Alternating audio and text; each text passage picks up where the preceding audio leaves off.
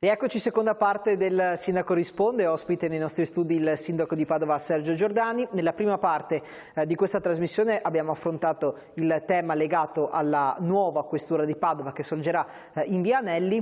Adesso, come anticipato subito prima dello stacco pubblicitario, parliamo di un altro tema che sta molto a cuore al Sindaco Giordani, vale a dire l'Auditorium Pollini, che c'è l'annuncio, insomma c'è l'ufficialità, sarà ristrutturato e c'è qualcosa di più anche da dire, perché Padova in futuro avrà due sale dedicate ai concerti. E allora andiamo a vedere il servizio che riepiloga la questione, poi ne discutiamo in studio.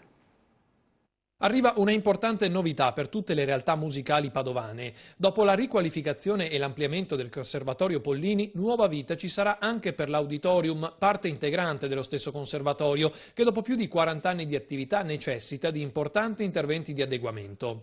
A garantire dal punto di vista economico la sua riqualificazione sarà la Fondazione Cariparo, pronta a mettere sul piatto fino a 12 milioni di euro dopo che avrà visto il progetto. Progetto che sarà gestito direttamente dall'amministrazione comunale, che seguirà tutto l'iter procedurale, dall'affidamento degli incarichi di progettazione fino all'assegnazione dell'appalto integrato.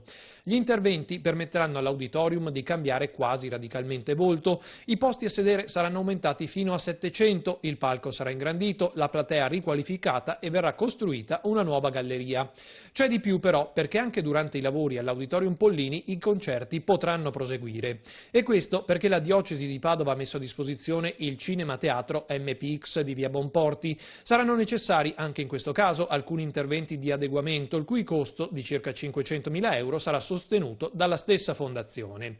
Una volta terminata la sistemazione dell'Auditorium Pollini, poi l'MPX diventerà la sede dell'orchestra di Padova e del Veneto. I lavori di riqualificazione al Conservatorio Pollini invece sono già stati approvati. Poco meno di 4 milioni finanziati da Cariparo, Intesa San Paolo e Ministero della Cultura. La storica sede sarà totalmente sistemata, ma gli spazi a disposizione della scuola raddoppieranno grazie all'utilizzo dell'adiacente Palazzo Foscarini, di proprietà proprio di Intesa San Paolo.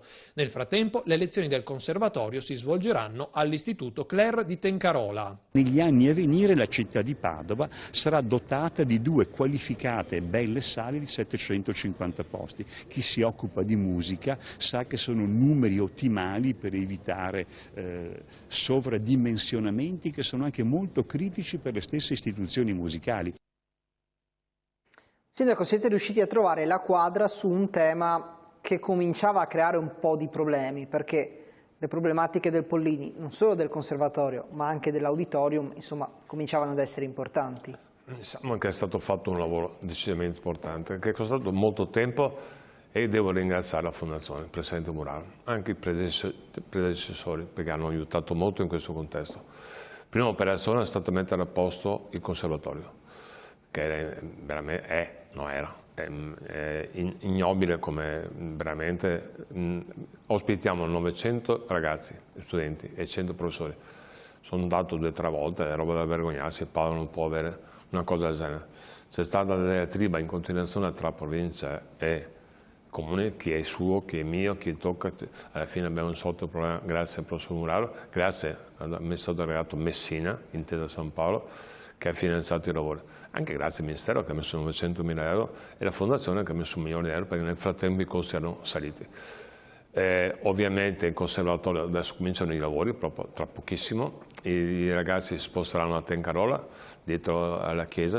Ringrazio ancora anche la Curia, il Vescovo, che ha dato, per questo periodo di tempo, ci ha dato, sarà circa un anno e mezzo, dato l'ospitalità in maniera gratuita ai ragazzi. Non belle immagini del conservatorio queste? No, ogni volta che vado e che alzo gli occhi al cielo, proprio non va bene.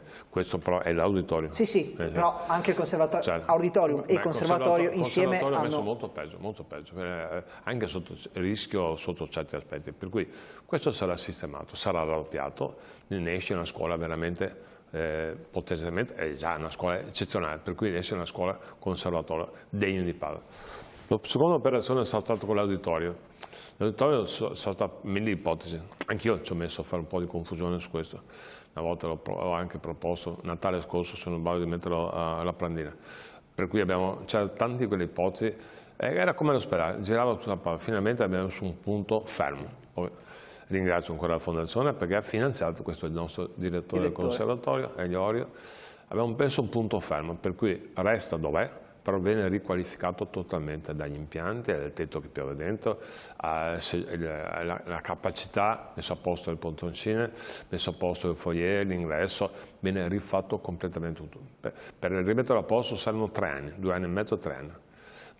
Preciso solo che siamo ancora a livello progetto, di fattibilità. I progetti non sono ancora fatti, se fossero fatti dovrebbero andare in gara, per cui stiamo parlando di progetti di fattibilità fatti dai nostri tecnici.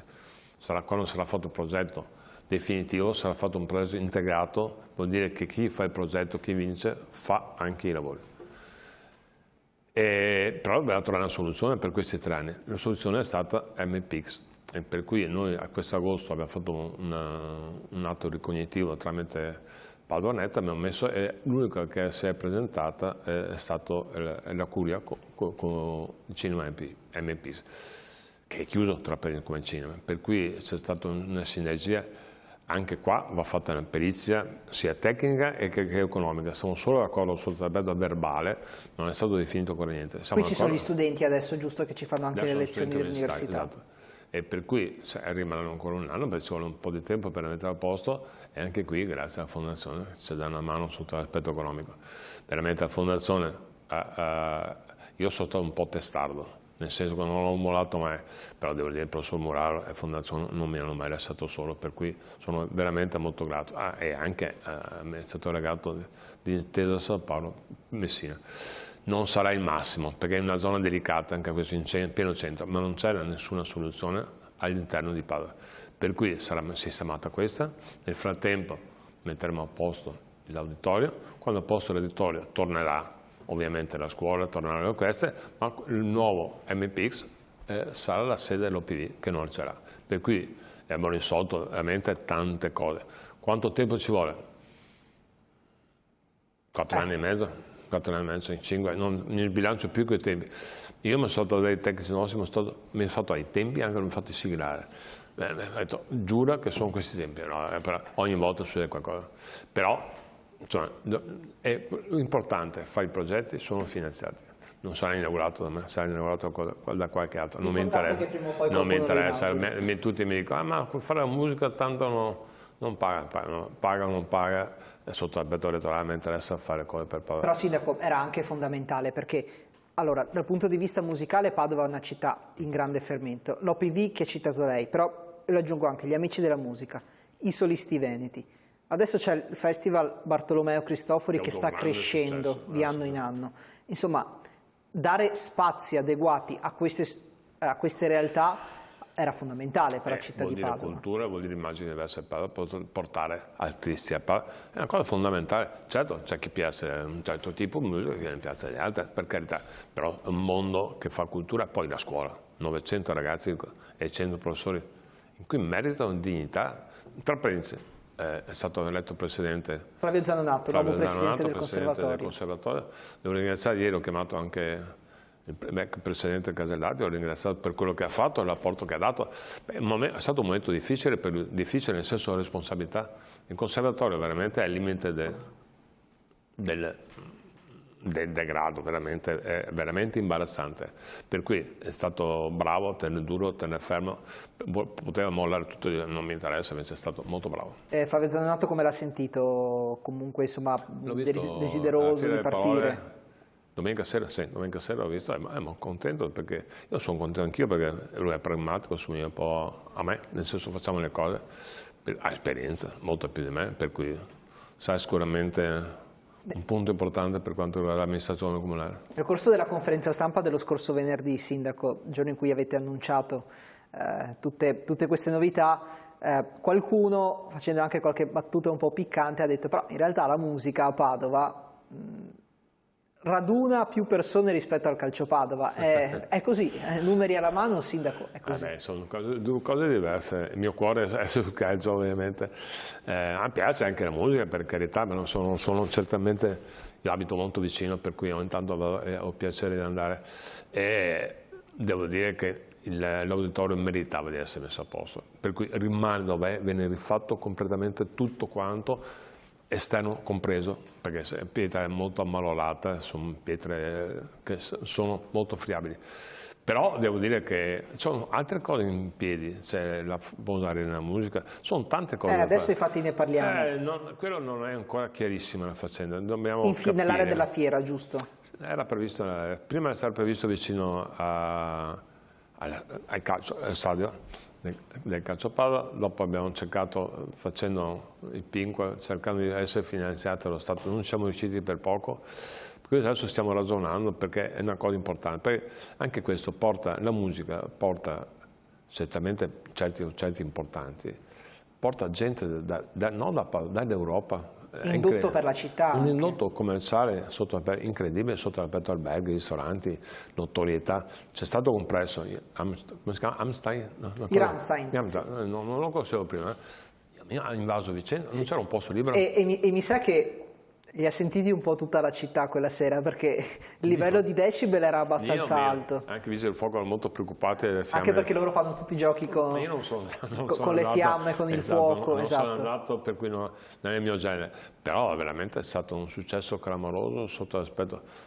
Era pieno tutti gli alberghi, pieno, non c'era posto, sono andati a Vicenza a dormire. Per cui... e diciamoci anche che, Sindaco, va bene lo stadio, che tra l'altro, apriamo e chiudiamo parentesi, in questa situazione ha i suoi problemi, però al di là di questo uno spazio apposito per la musica, apposito per i concerti, dà un valore in più. Oggi molte città stanno andando verso questa direzione. Ma sono due cose diverse. Lo stadio fa i 40-45 mila ed è fatto per questi complessi. Dopo il progetto che si pensava per vicino alla fiera o uno nella fiera sono 12.000, sono due livelli diversi. Vero, però un'arena... 2.500, Arena Musica 12.000, stadio 50.000, sono tre cose diverse. Però un'arena musicale fatta bene porta grandi artisti, anche se ci sono meno spettatori. Senza ombra di dubbio, infatti a me è sempre piaciuta l'idea, dobbiamo confrontarci con gli aspetti logistici, gli aspetti di disponibilità, stiamo ragionando in tutti i sensi in questo caso con tutti. Anche con Zed ne parlate in questo caso? Assolutamente sì, è chiaro che dopo sarà fatta una gara, però oggi è il secondo player italiano per quanto riguarda la musica, porta ogni volta persone importanti. Ma sarebbe comunque una struttura pubblica, non privata, giusto? No, privata. Privata, una struttura privata, ok. Basta mettersi d'accordo dove, come e quando, che non è ancora definito assolutamente nulla. Però francamente faccio il tifo perché venga fatta. Fa parte delle cose che mi sono messo in testa di fare. Ovviamente ho tante cose che mi sono messo in testa, non è che tutto riesco a fare, però finora non stiamo andando male. Prima di prenderci un'altra brevissima pausa, le chiedo un'ultima cosa veloce. Come mai è tramontato il progetto dell'auditorium alla Prandina? Perché il sovrintendente a non piacciono i volumi esterni, per cui nonostante fosse, capisco, ricordo che la Prandina è un'area soggetta a sovrintendenza, vincolo pubblico, per cui ha detto guarda, non condivido un volume così grande perché è esterno, per carità. Però sarebbe stato molto suggestivo, diciamo la verità. Sì, sarebbe stato suggestivo, avrei creato altro tipo di problema, però a me piaceva molto, però non è concepibile fare un'area del genere sotto l'aspetto storico, per considerare, quello sarà chiamato il parco di San Benedetto, perché alla fine continuiamo a dire parcheggio, perché quello è un parco. Ci sarà poi anche il parcheggio, però. C'è anche il parcheggio, ma quello è un parco. Il parco San Benedetto.